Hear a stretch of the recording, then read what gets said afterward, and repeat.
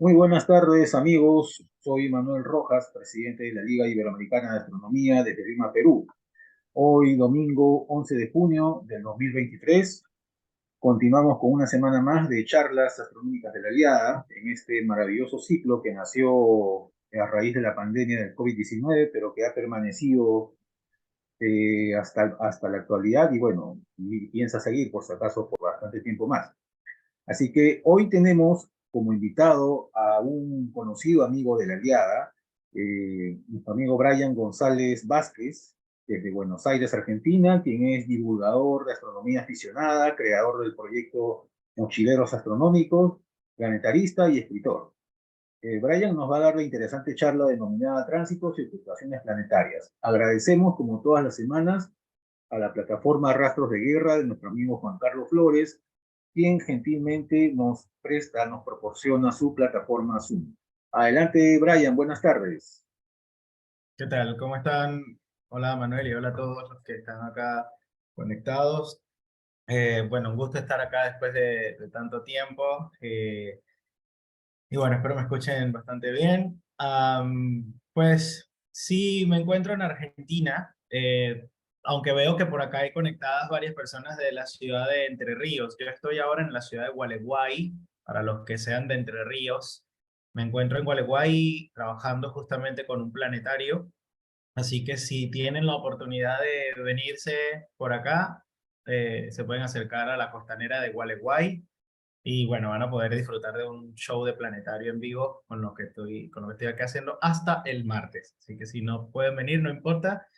Igual creo que voy a Colón de miércoles a viernes. Esto es para los que están por ahí en Entre Ríos.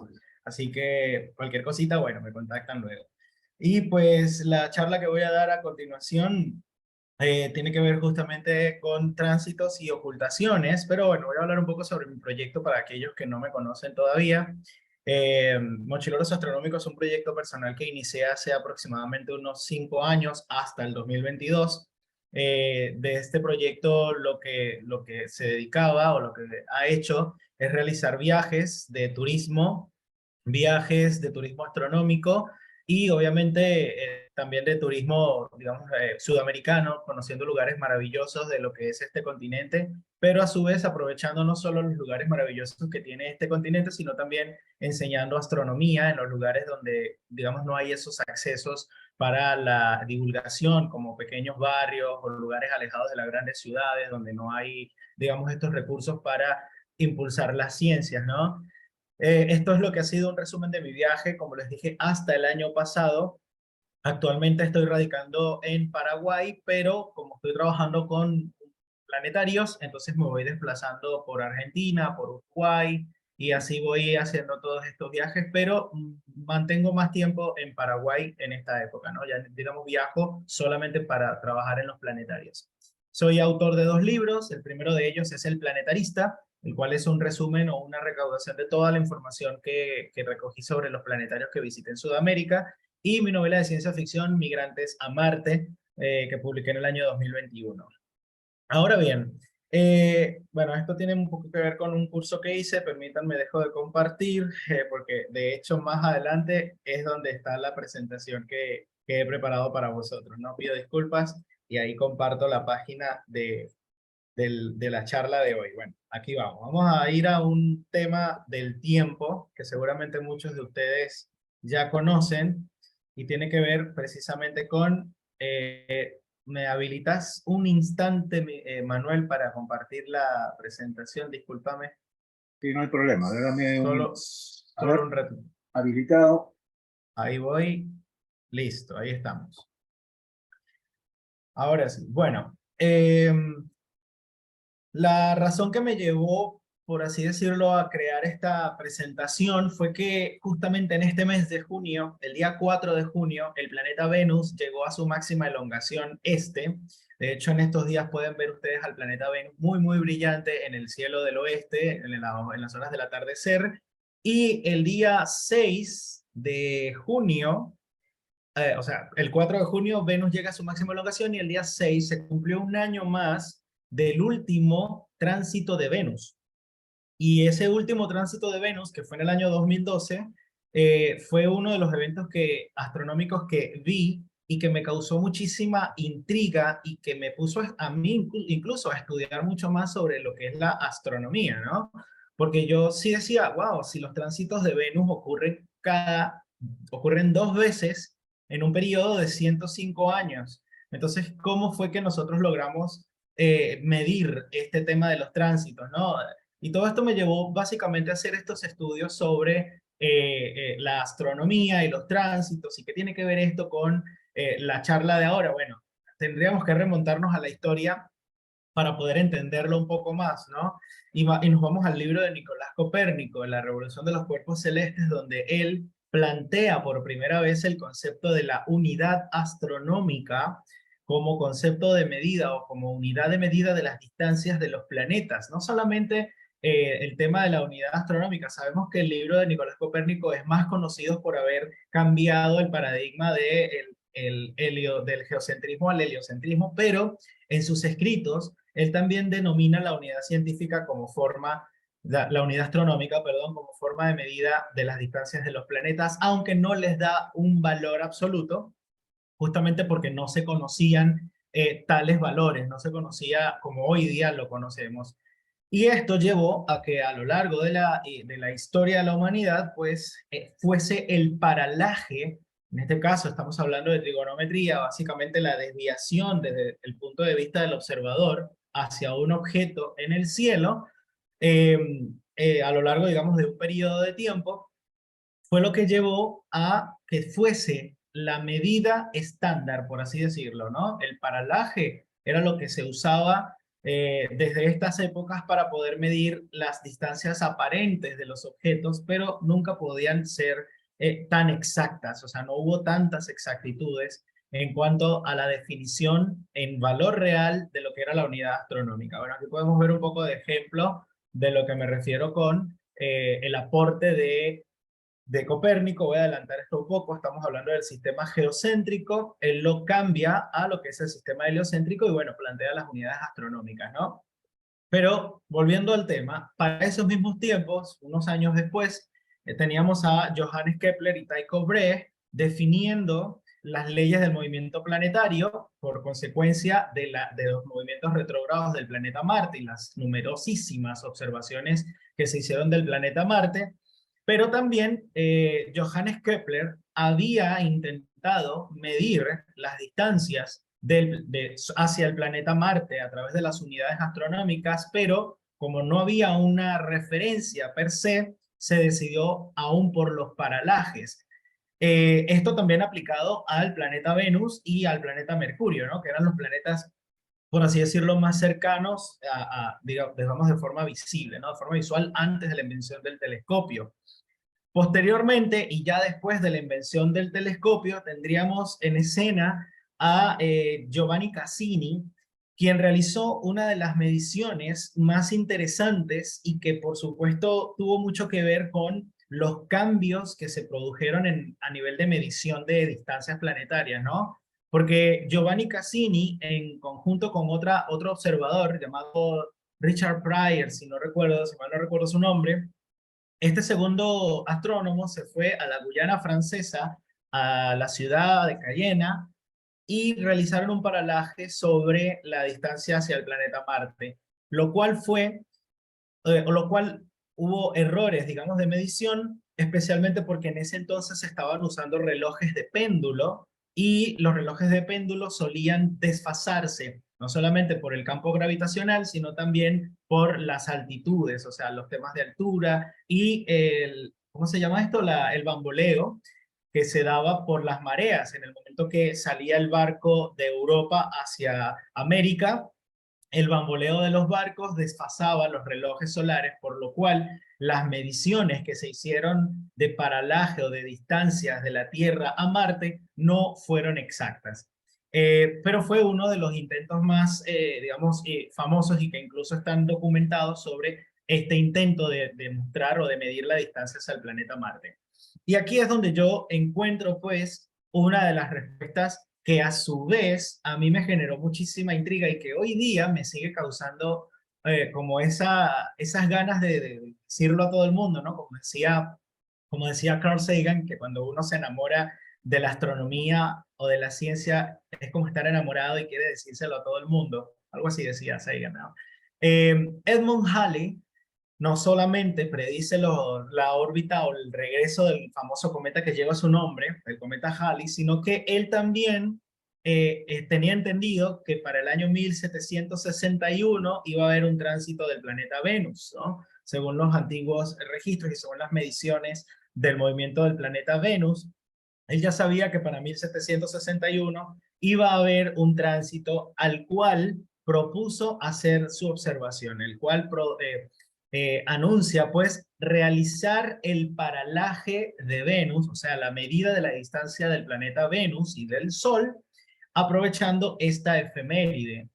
Y aquí, quizá algunos de ustedes lo sepan, quizá algunos de ustedes no lo sepan tanto, o quizá algunos lo ignoren por completo, pero cuando yo por primera vez escuché que la unidad astronómica fue definida gracias al tránsito de Venus, lo que a mí se me enseñó es que se le atribuye a Edmund Halley este estudio. Es decir, en otras palabras, gracias a que Edmund Halley vio el tránsito de Venus en 1761, se supo el valor de la unidad astronómica.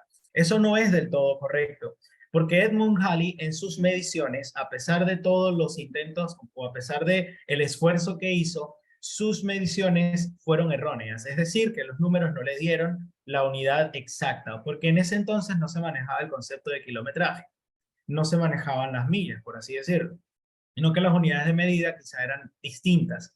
Y por esa razón, el tránsito como tal de 1761, y aquí quiero que prestemos atención a la fecha, ese tránsito, los resultados que dio en ángulos de paralaje no fueron fiables. Y eso llevó a que se buscasen otras formas de darle valor a la unidad astronómica. Porque, ¿qué sucedió? Luego de 1761, que este tránsito de Venus medido o anunciado por Halley no es muy fiable su resultado, se da otro 8 años después, porque los tránsitos de Venus ocurren cada 8 años en un periodo de 105 años. Robert Hooke es otro de los que intenta también realizar un tránsito, una observación del tránsito, y para ese año, sabiendo que Edmund Halley había fracasado por distintos factores, ya bien sea que los telescopios no estaban bien calibrados o se había nublado en algunas partes, porque obviamente para poder hacer un paralaje tiene que haber varios observadores. Y justamente estos pequeños errores hicieron que se pudieran preparar para 1769, donde iba a haber el siguiente tránsito. Y Robert Hooke fue uno de los que lideró esta observación. Pero sus mediciones de Robert Hooke fueron exageradas, o sea, también fueron erróneas sus resultados, porque si bien los resultados de Edmund Halley, según las cuentas de ahora, dieron menos distancia, por así decirlo, por dar un número, los resultados de Edmund Halley dieron algo así como 140 millones de kilómetros, 145 millones de kilómetros. Los de Robert Hooke dieron una unidad astronómica equivalente a casi 153 millones de kilómetros, o sea, mucho más alejado de lo que realmente es la unidad astronómica. Entonces, tampoco fue fiable el resultado que Robert Hooke y el equipo de observadores de 1769 y un poquito más allá anunciaron, y la gente se quedó como que, bueno, no sabemos, no tenemos idea de cuánto mide realmente una unidad astronómica. Y como este fue el último tránsito de Venus de ese siglo, ya no se volvió a intentar, pero llegaron nuevas formas de hacerlo, que eran estas. La ley de Tutis-Bode. La ley de Tutis-Bode es una sucesión matemática que coincidencialmente acertó en las posiciones de algunos de los planetas de nuestro sistema solar hasta Saturno, que en este momento solo se conocían los planetas hasta Saturno, y esta sucesión ocurrió después, o esta publicación de esta ley de Tutis-Bode ocurrió después del último tránsito de Venus. Si vemos acá la tabla anterior, aquí nos dice que el tránsito fue en 1769 y casi 10 años después fue que se anuncia la ley de Tutis-Bode, dándole esta fórmula, ¿no? Donde dice que la distancia o cómo se llama sí, la distancia de la unidad astronómica va a corresponder a el número, digamos, del planeta más 4 entre 10. Y que ese resultado va a dar esto que está acá. La Tierra va a tener una unidad astronómica, mientras que Venus va a tener 0,7, mientras que Mercurio 0,4, Marte 1,6, 2,8 habrá quién sabe qué cosa allá, 5,2 sería Júpiter, 10,0 sería Saturno, y en 19,6 tendría que haber algo y así sucesivamente, ¿no? Esto es lo que justamente se estaba planteando y que por una u otra forma tenía sentido. Por eso hablé de que coincidencialmente la ley de Tutis-Bode fue tomada en serio y especialmente porque luego, bueno, esto es una explicación básica de lo que es una sucesión, ¿no? De tomar el valor de una unidad y sumarla por su valor anterior o el factor anterior. Por ejemplo, 1 más 1, 2, 2 más 1, 3, 3 más 2, 5, 5 más 3, 8, y así. O sea, para niños, ¿no? Para explicárselo a los más pequeños cuando doy esta charla en escuelas, por eso tengo esta tabla. Esto fue confirmado especialmente por William Herschel, quien, gracias a la ley de Tutis-Bode y a sus observaciones realizadas del planeta Urano, que él pensaba que era un cometa, logra determinar que la distancia del planeta Urano, ya después de haber hecho varias observaciones y paralaje, recordemos que la base de todo esto es el paralaje, después de tantas numerosas observaciones, da con que la distancia del planeta, que en este entonces se llamaba Jorge, ¿no? La estrella de Jorge, o Jorgito, ¿no? Porque era el rey Jorge que le financiaban los estudios o las investigaciones a Herschel. La distancia era de 19,6 unidades astronómicas, ¿no? Y esto llama poderosamente la atención de toda la comunidad astronómica de la época, porque ellos se preguntaban, pues, ¿qué habrá allí en 2,8? Si sabemos que Marte está en 1,6 unidades astronómicas, en 5,2 está Júpiter, ahí en medio tiene que haber algo, y ese algo resultó ser Ceres de Ferdinandea, o el planeta enano Ceres, que hoy día lo conocemos así, o el primer asteroide Ceres, que justamente se encontraba por ahí a esas distancias, visto por Giuseppe Piazzi, no, Giovanni Schiaparelli, Piazzi, Giuseppe Piazzi, Schiaparelli fue el de Marte. Giuseppe Piazzi, y bueno, a partir de allí otra serie de objetos que dieron con el cinturón de asteroide como todos, como hoy día lo conocemos. Sin embargo, esto les hablo es 1783, 1780, por allí, y siguieron las observaciones del planeta Urano y hasta del planeta Neptuno, hasta que se repite 105 años después el siguiente tránsito de Venus. Digamos que la ley de Tutis-Bode fue aceptada durante 100 años para poder completar lo que era el mapa del sistema solar hasta Neptuno, porque incluso ya se había descubierto el planeta Neptuno en 1843 al 46 por una de esas casualidades astronómicas de que justamente Neptuno en 1820 estuvo en oposición con Urano y la influencia gravitacional de esos dos objetos fue lo que intrigó a los matemáticos para dar con el descubrimiento de Neptuno, cosa que yo siempre le digo a mis estudiantes en mis cursos, ¿qué hubiese pasado si la época fuese distinta y no hubiese habido esa oposición entre Neptuno y Urano y no hubiese habido interacción gravitacional entre ellos? Quizá hoy día no supiéramos de la existencia de Neptuno, al menos con la tecnología que en ese entonces se usaba, ¿no? Es algo como para pensarlo. Son una de las tantas casualidades astronómicas. Bueno, volvemos a 1874. Les presentamos a este señor que está aquí arriba a la izquierda. Él es ya Julian Pierre Hausen, creo que ese sí es su nombre. Él fue el descubridor del helio. Este astrónomo, o perdón, astrónomo aficionado, él tenía telescopios, le encantaba realizar observaciones de manchas solares y entre tantas observaciones de eclipses que solía hacer, eh, viajaba por todo el mundo cazando eclipses, buscando eclipses, se compró un espectroscopio o se construyó un espectroscopio y un día lo apuntó al Sol.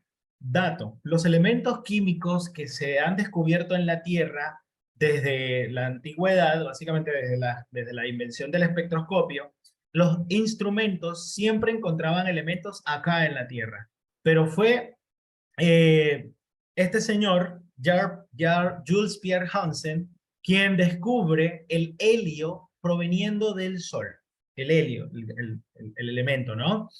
Y se da cuenta de que, bueno, aquí ese descubrimiento lo comparte con otro astrónomo, con otro observador, pero ¿por qué lo mencionamos a él? Porque él, al ser cazador de eclipses y haber observado una gran cantidad de eclipses, sabía del tránsito de Venus de 1874 y se preparó para observarlo también.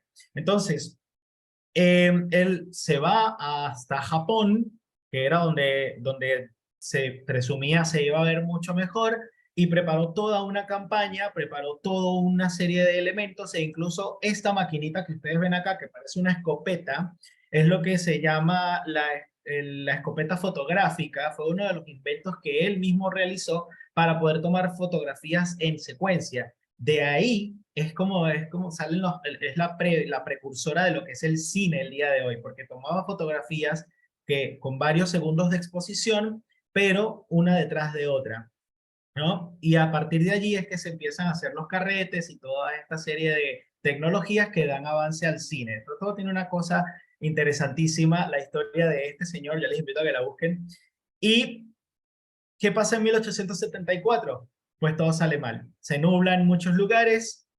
Esta escopeta fotográfica, las fotos no son de muy buena resolución. Otras fotografías que se tomaron no se tomaron bien en el momento del inicio del tránsito, en el momento de la secuencia del tránsito, y al final no pudo recolectarse datos suficientes para que se pudiera determinar el valor de la unidad astronómica, que es de donde estamos, de donde parte esta charla, ¿no? Del principio de todo. Y ahí ya se arma el escándalo, dicen, bueno, ¿saben qué? El último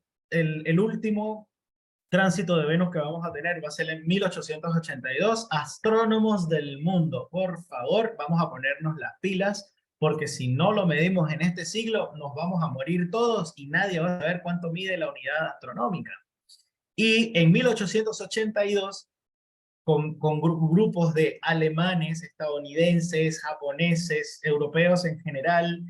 Muchos arman unos grandes equipos, cada quien por su lado. Cabe mencionar que cada quien por su lado se van a hacer las observaciones del tránsito de Venus de 1882. Era la prueba definitiva de la observación de este fenómeno. Se construyeron equipos, se avanzó en la fotografía, se avanzó en el tema de cómo capturar imágenes del Sol en alta resolución, justamente para poder dar con el completo ciclo del tránsito de Venus en 1882.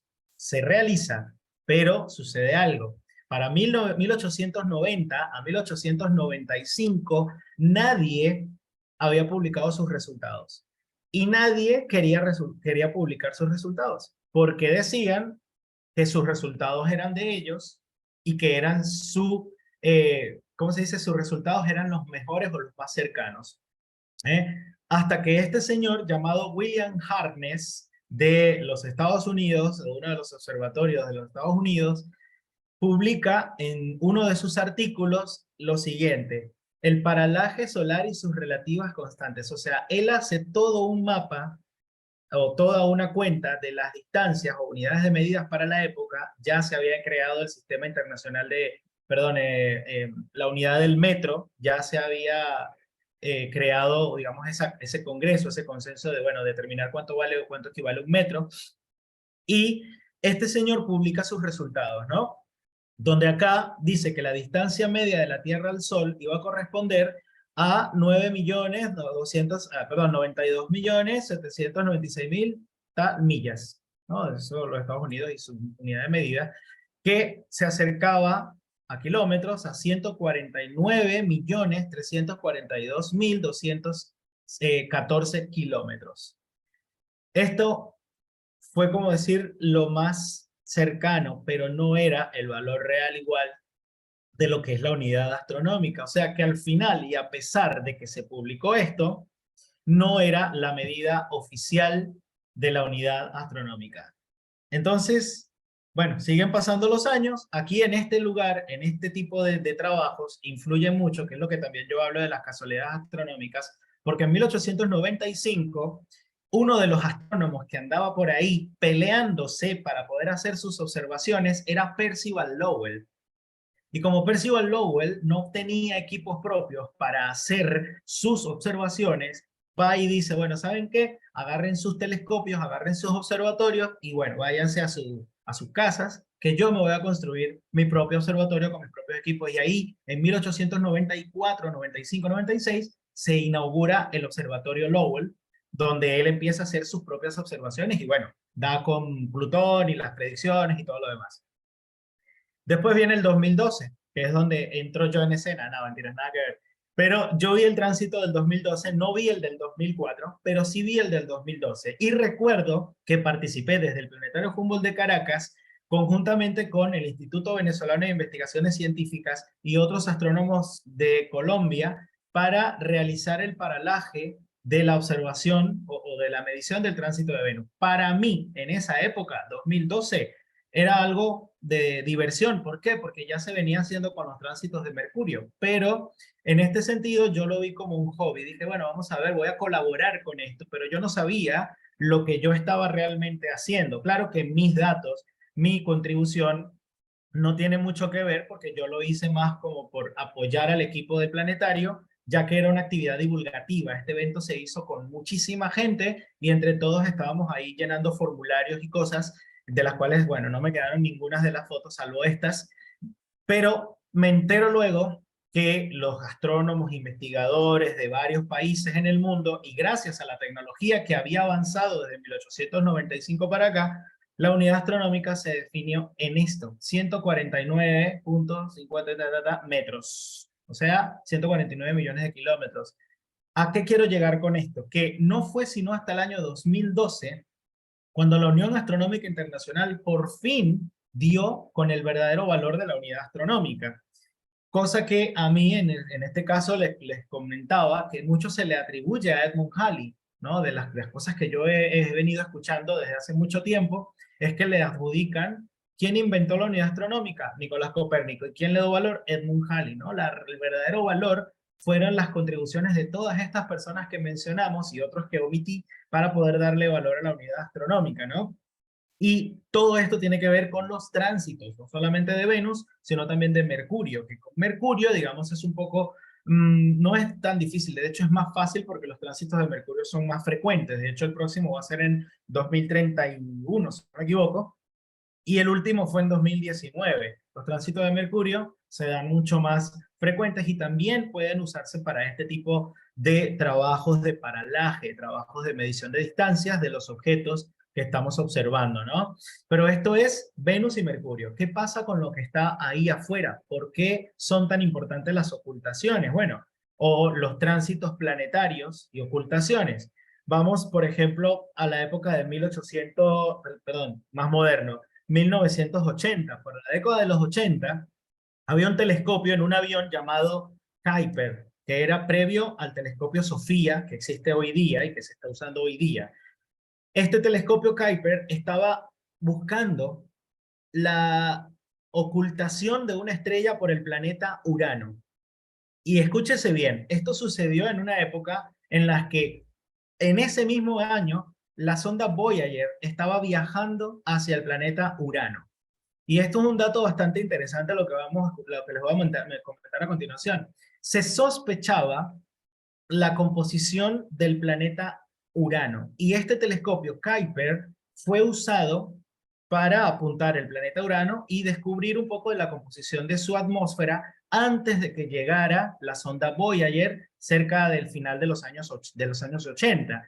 Pero lo que descubren los astrónomos en ese entonces es la variación de la luz de esa estrella antes de la llegada del planeta a ocultar la estrella y posterior a la ocultación, descubriendo pues los anillos del planeta Urano.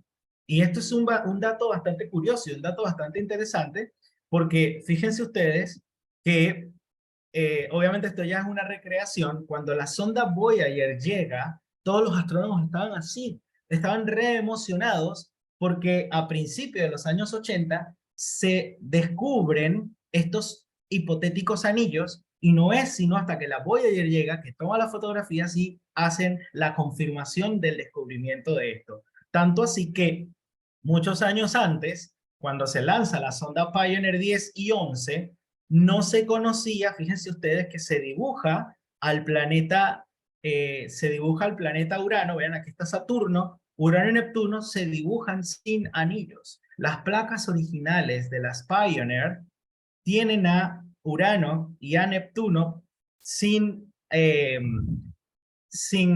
anillos, ¿no?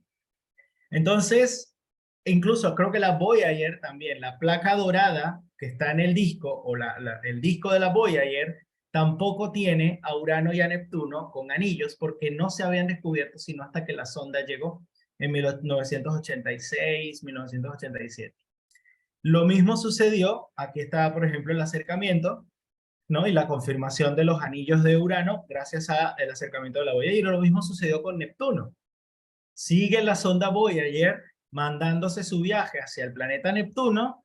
Ya se sabía pues de cómo era el tema de la órbita de Neptuno, ya obviamente la misión había sido preparada para sobrevolarlo y ya se conocían las variaciones o el descubrimiento por estos dos astrónomos que eran Urban Le Verrier y John Adams.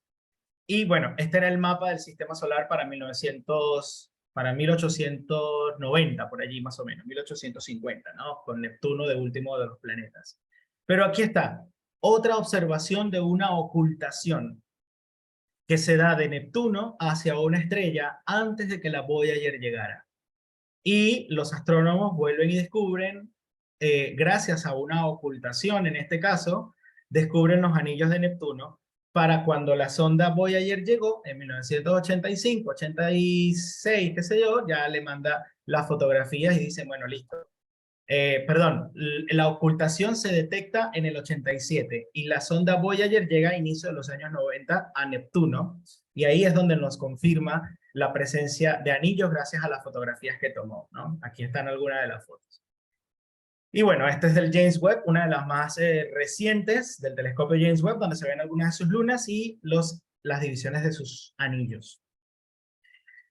Pero llegamos a nuestro siglo, llegamos al año 2000, donde todos nosotros ahora nos encontramos. Mike Brown y su equipo de astrónomos del Caltech, gracias a lo que ellos empezaron a estudiar, se dieron cuenta de la existencia de Eris, el planeta enano Eris, pero ¿cómo descubrieron los demás planetas? Por la misma razón. De hecho, las ocultaciones. Observen ustedes lo siguiente, y es que gracias a las ocultaciones planetarias fue que se logró aclarar una duda enorme, porque cuando Eris se descubre, gracias a Mike Brown y su equipo, se decía que Eris era más grande que Plutón. Y por eso causó toda la discordia que conocemos sobre el sistema solar, de que Eris no puede ser planeta, Plutón no, Plutón sí, qué sé yo, ¿no? Pero gracias a una ocultación y que justamente fueron los telescopios sudamericanos los que lograron, desde sus distintos puntos de vista, observar la ocultación de una estrella por Eris, fue que lograron determinar lo siguiente. Eris es un poco más pequeño que Plutón, pero es más denso que Plutón. Entonces, allí es donde se da la respuesta de cuál planeta es más grande, ¿no? Si Plutón o Eris. Eris es más denso y Plutón es más grande. Y por eso, a partir de allí, no solamente sucedió con Eris, se descubre también la luna Disnomia alrededor de Eris, y bueno, se plantea el nuevo orden de lo que es nuestro sistema solar y el sistema solar exterior o el periférico, como también se le llama, donde están los planetas enanos. Se descubre también Haumea gracias a este mismo procedimiento de ocultaciones, y las observaciones del telescopio Hubble logran dar con dos de sus lunas, ¿no? Pero la mayoría de estos planetas y de los rasgos y detalles que tienen fueron descubiertos gracias a las ocultaciones de estos objetos o de algunas estrellas por estos objetos. A partir de allí se les empezó a hacer seguimiento, a partir de allí se les comenzó a hacer mediciones de los elementos orbitales, y a partir de allí fue donde el nuevo orden de nuestro sistema solar se planteó. Entonces, los tránsitos no solamente sirven para medir distancias, sino también que contribuyen al descubrimiento de características que tienen los planetas, tengan anillos, tengan lunas o tengan atmósfera. Y especialmente las atmósferas es lo que ahora se está trabajando mucho más. Fíjense, en esta animación nos muestra la ocultación de una estrella por el planeta Makemake, planeta enano Makemake. Aquí básicamente lo que estaban buscando era entender la composición del planeta Makemake, si tenía atmósfera o no, y fíjense que la caída de luz es abrupta. Esa caída de luz abrupta que vemos allí indica que es simplemente una roca que no posee atmósfera como tal, no hay una filtración de la luz previa a la caída de la curva de luz. Y esto pues les hizo entender a los astrónomos, quienes realizaron estos trabajos, que pues se trataba de una roca digamos, de una forma esférica, no digamos muy perfecta, con algunos detalles obviamente, pero que no poseía atmósfera. Y todos estos conocimientos no solamente se aplicaron a lo que eran los planetas de acá, sino que todos los telescopios que hoy día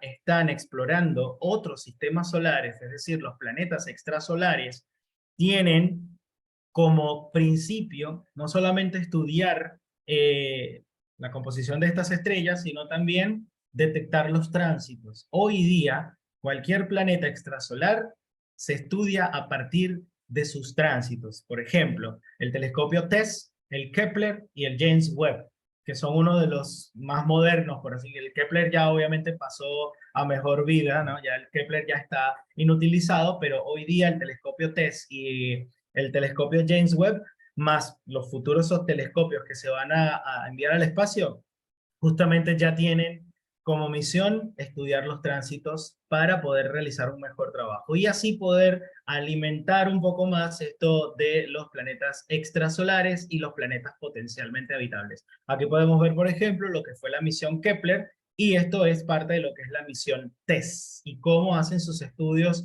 del cosmos, de la galaxia. Bueno, realizan simplemente la observación en imágenes de alta resolución, perdón, en infrarrojos en su mayoría y en distintas longitudes de onda, buscan estas curvas de luz que más adelante les voy a explicar sobre cada uno de los planetas que estudian, ¿no? Los llamados planetas extrasolares. ¿Y qué es lo que permiten los tránsitos en este sentido o las ocultaciones en caso de haberlas, en caso de detectarlas? Como acá, primero mencionar pues que es una pequeña, muy pequeña porción del espacio del universo de nuestra galaxia lo que se está estudiando, ¿no? En el caso de la sonda Kepler. Y sabemos, ya gracias a los estudios que se han hecho de nuestra galaxia, que así como los sistemas estelares tienen zonas habitables, nuestra galaxia también tendría una zona de habitabilidad, donde probablemente el material interplanetario que se forme en esa zona puede dar condiciones de habitabilidad también a los planetas o a las estrellas que se encuentren en este sector, ¿no? Y esto es lo que está evaluando cada misión que estudia los planetas extrasolares, ¿no? Las caídas de las curvas de luz, donde sabemos que a mayor caída de la curva de luz, más grande puede ser el planeta. Pero no solamente es eso lo que se busca, también se busca, si tiene atmósfera, a qué distancia se encuentra, a qué composición, en caso de que lo tenga, de qué tipo de planeta estamos hablando, porque de hecho, cada uno de estos planetas extrasolares que se ha descubierto hoy día tiene distintas características por la longitud de onda, cual sea que se esté estudiando, ¿no? Y aquí podemos ver estos distintos características, ¿no? Primero, la composición atmosférica. ¿Qué es lo que se está buscando? ¿Se buscan planetas parecidos a la Tierra o se buscan planetas parecidos a alguno de nuestro sistema solar? ¿De qué composición estaría hecha su atmósfera en caso de que la tengan? ¿A qué distancia se encuentra de su estrella? Si tiene lunas o no, eso todavía no se ha llegado a descubrir una exoluna, aunque por ahí había escuchado una noticia de que sí, pero todavía no he confirmado eso. Y obviamente dentro de todo se busca estudiar si hay agua o hay otros gases que nosotros conozcamos, ¿no? Estas imágenes, por ejemplo, son una de las más recientes del telescopio James Webb de algunos exoplanetas, donde lo que se está buscando, además de conocer las temperaturas, es la composición atmosférica. Porque el James Webb, además de que está haciendo imágenes en el espectro infrarrojo lejano, cercano y medio, justamente está especialmente diseñado para detectar las atmósferas de estos planetas. Si el telescopio James Webb nos muestra toda esta gama de elementos, es porque probablemente los tenga, pero faltan muchos estudios por realizar justamente, ¿no? Porque acá podemos ver uno de los más recientes, que también salió, la atmósfera de WAPS 39b, la composición de su atmósfera indicaba pues que este planeta agua muy poca la verdad, pero sí tiene monóxido de carbono, algunas partículas de agua como tal, pero la verdad que las cantidades son mínimas, o sea, no nada de qué hablar de que ay, descubrimos agua en otros planetas, no, o sea, son partículas de moléculas que normalmente se encuentran en las atmósferas y de muchos planetas incluso, pero nada significativamente importante como para decir, mira, nos vamos a ir ahora con nuestras maletas a bañarnos en las playas de Watson 39, porque realmente eso no sucede así y no es para eso que se hacen estas misiones, ¿no? Entonces, voy a dejar de compartir en este momento y pues para aquellos de ustedes que tengan alguna pregunta o para resumir en este caso, antes de dar paso a las preguntas, en caso de que las tengan allí, es concluir con lo siguiente. Los tránsitos como tal y las ocultaciones son cosas que se siguen haciendo hoy día. Se hacen, por ejemplo, cuando un asteroide, que eso es lo más común, un asteroide pasa cerca de la posición de una estrella, también se utiliza para analizar los tipos de asteroides, ¿no? Y la composición de los mismos, o también para poder recibir los espectros de las estrellas y estudiar el tamaño de las estrellas o las distancias de las estrellas en caso de que sea la ocultación de una estrella X, ¿no? Hay un caso muy famoso que es el asteroide Melevoeia, que fue muy seguido durante muchísimos años, porque solía realizar observaciones, ocultaciones muy frecuentes, ¿no?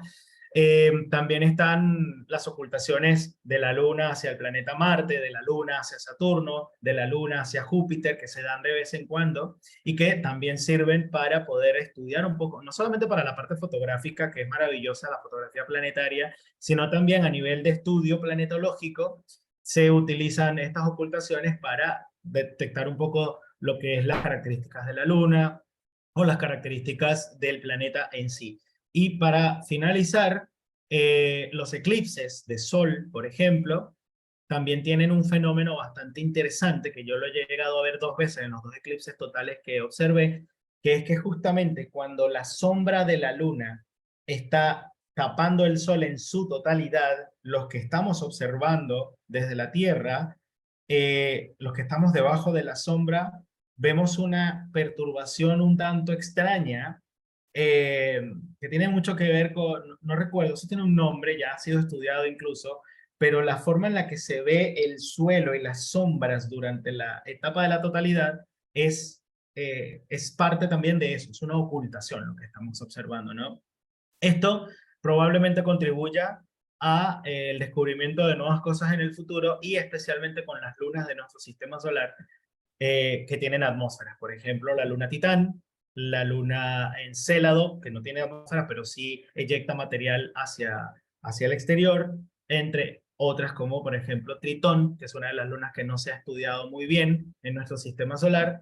Y bueno, para ustedes contar. Así que hay muchas cosas que se pueden sacar de los tránsitos y las ocultaciones, pero basta como dicen muchos colegas divulgadores y astrónomos, basta con no perdernos de vista estas efemérides, estas fechas, para, para apuntar con nuestros telescopios. Bueno, esto ha sido todo. Muchas gracias. Así que si tienen alguna pregunta, vos sois ustedes.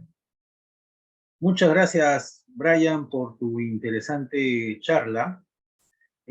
Bueno, a ver, mientras vamos esperando las preguntas, yo tengo algunos comentarios antes que se me vaya la idea. Eh, Eso que tú viste en los eclipses, bueno, de Chile, que se vieron dos, bueno, acá justo lo ponen, yo lo conozco como sombras volantes, ¿no? Y la descripción más básica son como unos gusanos oscuros que van pasando, que parece electricidad, y que se, Eso. y que se proyectan en una pantalla blanca, ¿no? A nosotros nos pasó en Chile, en el último, bueno, en el eclipse del 2019, que el vehículo que habíamos alquilado era un vehículo blanco, coincidentemente, y lo dejamos en forma transversal, ¿no? O sea, sin imaginarnos nada. Y segundos antes de la totalidad, nos dimos cuenta, pues comenzaron a pasar así como unos gusanitos, ¿no? Que son Sí, eso es, bueno, algo que sí no lo puedo olvidar. De verdad que es es espectacular, le da un aura como de misterio, ¿no? De algo así medio raro, ¿no? Como de otra dimensión. al estar en el momento de la totalidad. ¿Es eso lo que tú recuerdas? Sí, sí, sí, tal cual, totalmente. Por ahí también ahí dice Paul Calderón, que saludo a Paul, dice que es Shadow Band, la Shadow Band, sí, por ahí esos nombres que les dan sombras volantes. Es bastante particular, claro, porque ¿qué es lo que sucede? Por ahí, por ejemplo, dice Alan David, dice, no recuerdo nada de eso en un eclipse total, que la mayoría de la gente en un eclipse total está viendo hacia arriba, está viendo el Sí, sol, ¿no? Y cuando uno se pone a ver para todos lados, bueno, antes de la totalidad, es donde se da, son unos segundos nomás, ¿no? Y por ahí leí a ver quién fue que dice, Paul mismo, que se causa por los bordes de las montañas de la Luna, o sea, que son perturbaciones allí de la montaña, de las montañas de la Luna que alteran, y bueno, también la atmósfera nuestra, y la distorsión de nuestra atmósfera, entre otras cosas. Son muchos factores que inciden allí, pero es interesante verlo. El próximo eclipse que va a haber es el 14 de octubre, es el eclipse anular de Sol. Sin embargo, aquellos que tengan la oportunidad de viajar a Brasil, por ejemplo, no viajen a la zona de la anularidad, viajen a una zona donde se vea una media luna, por así en este caso medio sol, un anillito, ¿no? Quizá ese fenómeno se repita allí donde se vea un 95% o algo por el estilo, probablemente puedan ver eso. Si no, se van a tener que ir a Estados Unidos o México para el 8 de abril del 2024, donde va a haber un eclipse total de sol, que ese sí va a valer la pena. sí. Y otra cosa que te quería, bueno, que quería comentar en general sobre los tránsitos de Venus. Yo observé desde la playa Huanchaco, en Trujillo, al norte del Perú, el tránsito de Venus del 5 de junio o 6 de junio, no recuerdo, del 2012, ¿no? Hace Mm. ya 11 años. 11 años. Sí, ya, bueno, cómo pasa el tiempo, ¿no? Tengo digamos, un comentario un poco personal. Eh, Ese tránsito, bueno, hubo un tránsito en el 2004, que no recuerdo por qué no lo vi, la verdad, no se me viene a la mente ni siquiera, pero ese tránsito del 2004 y el 2012 fueron los primeros tránsitos que había de Venus desde el siglo XIX, porque durante el siglo XX no hubo ningún Exactamente. tránsito. Desde 1882, que fue el último tránsito, ya no hubo otro hasta el 2004, o sea, durante todo el siglo XX no hubo un tránsito. Entonces se me viene a la mente esto porque la institución a la que yo pertenezco, la Asociación Peruana de Astronomía, se fundó en 1946, ¿no? Y varios de sus miembros, bueno, que seguramente vieron el cometa Halley y otras cosas, fallecieron sin haber visto nunca un tránsito de Venus. ¿No? O sea, cuando la institución tenía ya casi 60 años de vida, recién se vino a dar un tránsito, pero ya varios de sus antiguos miembros y connotados miembros habían fallecido. Entonces, qué suerte la de nuestra generación haber visto siquiera un tránsito de Venus. Y recuerdo que un compatriota tuyo, Jonathan, me comentó que él vio el tránsito de Venus casi con el sol rasante en el horizonte y que él recuerda haber visto a Venus a simple vista, ¿no? Porque Venus es tan grande que no solamente se ve por el brillo, sino, digamos, por el diámetro que tiene, lo llegó a ver a simple vista con el sol ya casi ocultándose, ¿no? Yo sí no recuerdo porque no tuve buen cielo, pero sí hice algunas fotografías que más o menos salieron, ¿no? Eso, tú viste el tránsito de Venus estando en Venezuela todavía. Sí, es correcto. Estaba en Venezuela y fue en horas del atardecer. Por eso Claro, se sí. ve en la sombra, digamos, así alineada, porque de hecho vimos el inicio del tránsito, no pudimos ver el final. Por eso lo que te decía de que los cálculos que nosotros hicimos no contribuyeron en mucho, pero logramos ver el inicio del tránsito y ya luego se ocultó el sol y no pudimos seguir. Sí, bien. A ver, bueno, voy leyendo acá los comentarios que han dejado, las preguntas. Si alguien quiere hacer alguna pregunta verbal, puede activar la opción de levantar la mano y le habilitamos el micrófono. Hay una opción ahí que dice reacciones, abajo a la derecha, y ahí le activamos el micrófono. A ver, bueno, primero los saludos de Claudia Estrella Prieto desde Rivero, Uruguay, Guillermo Chereiter desde Entre Ríos, Argentina, Paul Calderón, Nelly Canchú desde Paysandú, Uruguay. Feliz porque ganó su equipo hoy día. Bueno, acá Hugo Valle desde Lima, Perú. Alan Carciente desde Caracas, Venezuela, Diego Jaime desde Catamarca, Argentina. Acá, bueno, Diego comenta, siempre me preguntan sobre las famosas alineaciones planetarias. La verdadera alineación sería con los interiores en tránsito por Lo que pasa es que acá me está tapando un... por Con el... otros desde el punto de vista. Sí, las Sí, alineaciones, a ver, la cosa es que también hay una diferencia entre lo que son alineaciones y lo que son conjunciones.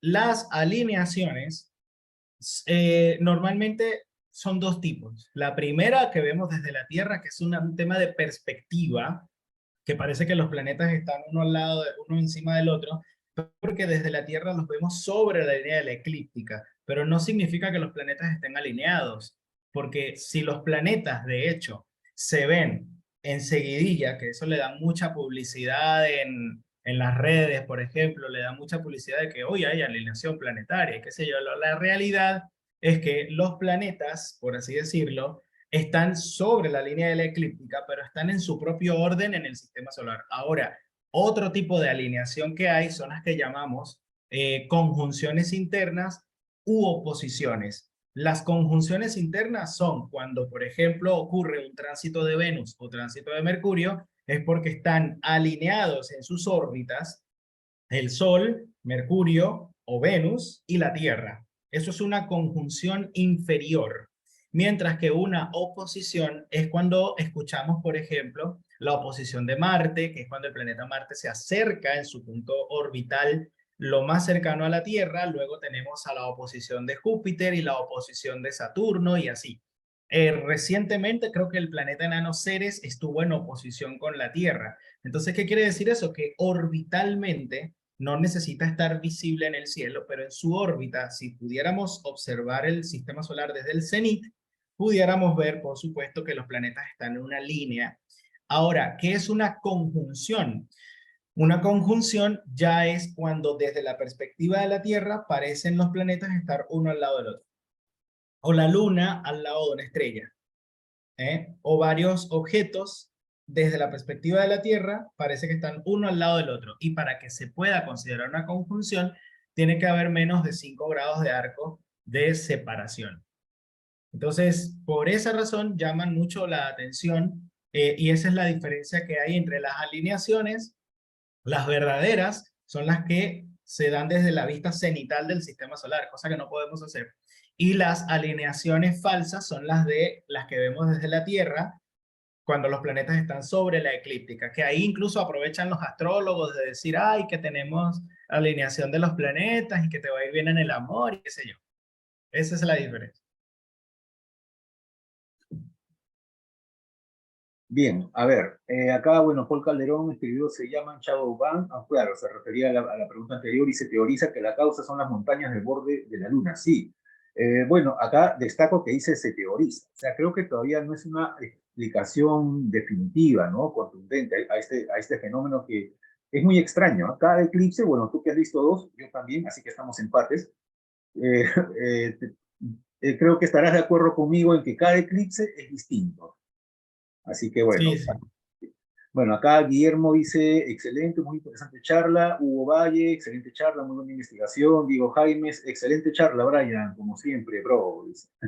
Nahuel, excelente charla. Alan Carciente, yo no recuerdo nada de eso, un eclipse total. Bueno, tienes que ver el siguiente eclipse, pues, Alan, para que veas. Paul Calderón dice, el 2 de octubre del 2024 se dará el eclipse anular en el sur de Chile y Argentina.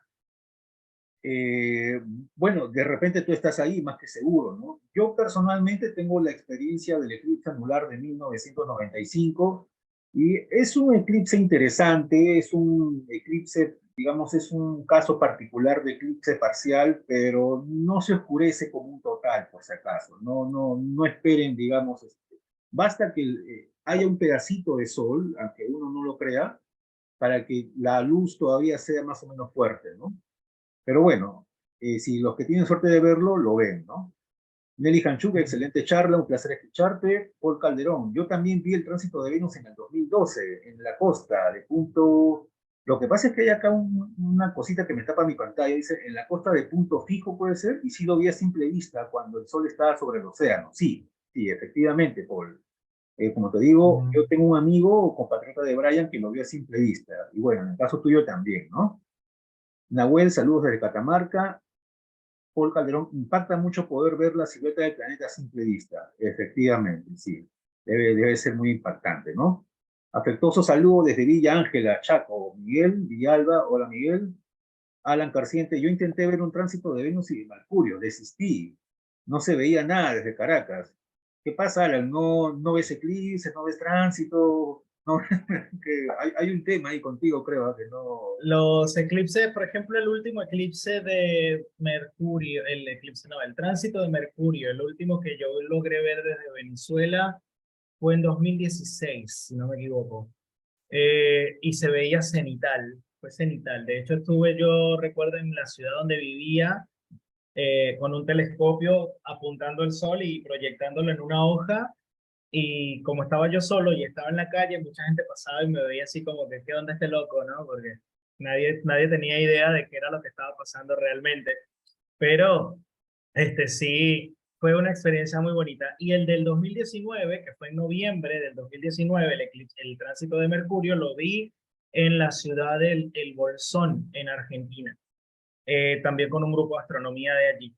Y bueno, ese fue el último. Así que logré ver dos tránsitos de Mercurio y uno de Venus. Así que les invitamos a los que están acá que no se pierdan el tránsito de Mercurio del 31, porque también es bueno, es lindo verlo.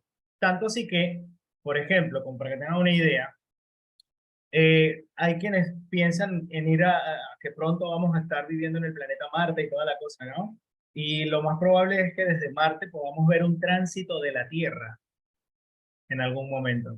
Sí. Entonces sería también un tema bastante interesante, ¿no? De ver un tránsito de un planeta con atmósfera, como el planeta Venus, que también tiene atmósfera, y ver las diferencias que hay entre uno y otro. Entonces es toda una invitación a que se prepare para el 2031.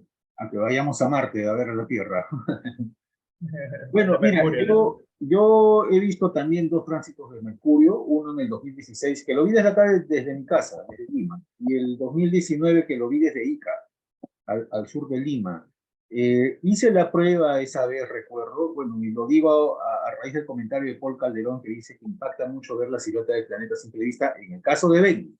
Pero en el caso de Mercurio, yo hice la prueba con mis lentes, ¿no? De ver a Mercurio, pero Mercurio es demasiado pequeño para verlo, digamos, atravesar el Sol. Se tiene que usar telescopio, ¿no? En el caso de Venus, me imagino que sí sería como una mancha solar grande, ¿no? Algo así, ¿no? Es Bueno, correcto, sí. Diego Jaime dice, perfecto, punto fijo es una ciudad en Venezuela. Ah, bueno, Alan dice eso. Brian dice, a Brian, no, Diego Jaime dice, Diego Jaime, Jaimes, a Brian lo encontré en el eclipse total de 2019 en Bellavista, San Juan. Muy bien, muy bien. Alan dice, no, yo paso a ir a Marte. Eso sí, el eclipse del 14 de octubre, sí, en temporada de lluvias y nubes. Bueno, bueno. A ver, si hay más preguntas, las pueden dejar en el chat o pueden activar la opción de levantar la mano. Si no, mientras tanto, si me permites, Brian, voy a compartir unas cosas. A ver aquí. Adelante.